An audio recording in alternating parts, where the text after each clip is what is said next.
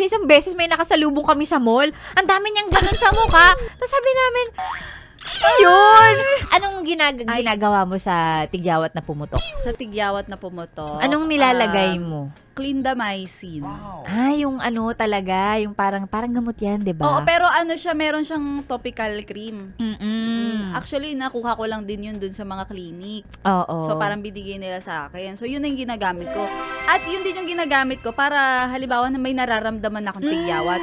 So, para kumbaga, medyo maaga pa lang, Lagay mapahiran mo na para hindi na siya lumaki pa. O kaya naman, mahihinog siya, mas matatanggal yung mga kung ano-ano dyan. Correct. So, ayun. Ikaw ba? Ano bang ginagamit ano mo? ba yung ginagamit ko? Pagka meron akong pimple na parang nakaumbok pa lang siya, may nilalagay akong cream na nabili ko yun sa Japan.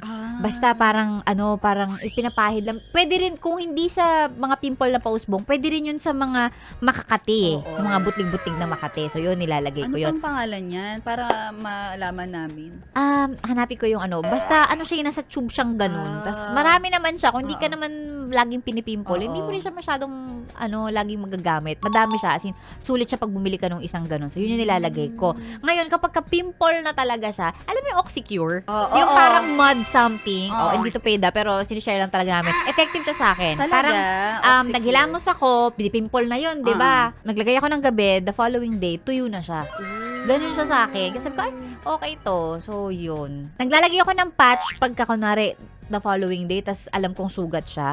Yun yung nilalagyan ko ng patch para hindi naman din siya ma-expose sa, sa labas. At hindi siya malagyan ng mga makeup. Ayan. Diba? Yun ang Yun yung ginagawa. nakikita ko, yung mga pimple patch na iba-iba may mga yung- drawing. Oo, May mga ang cute na design.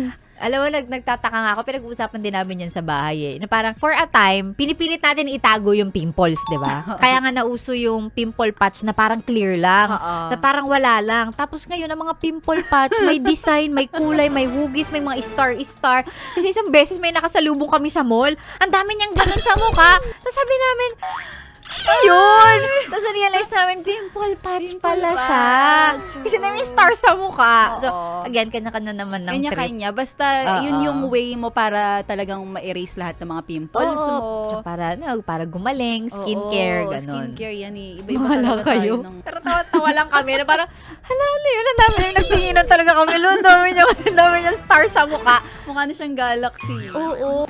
Ano bang ginagawa mo dito, ha? Sinasabi ko na nga ba eh. Solid yes friend ka talaga. Dahil nandito ka na rin lang, sige na, Mag-like at mag-comment ka na. Mag-subscribe ka na rin at i-click ang notification bell. Para mapasali ka sa mga kalokohan namin. Bawal na bawal mag-no dito, ha? Kasi yes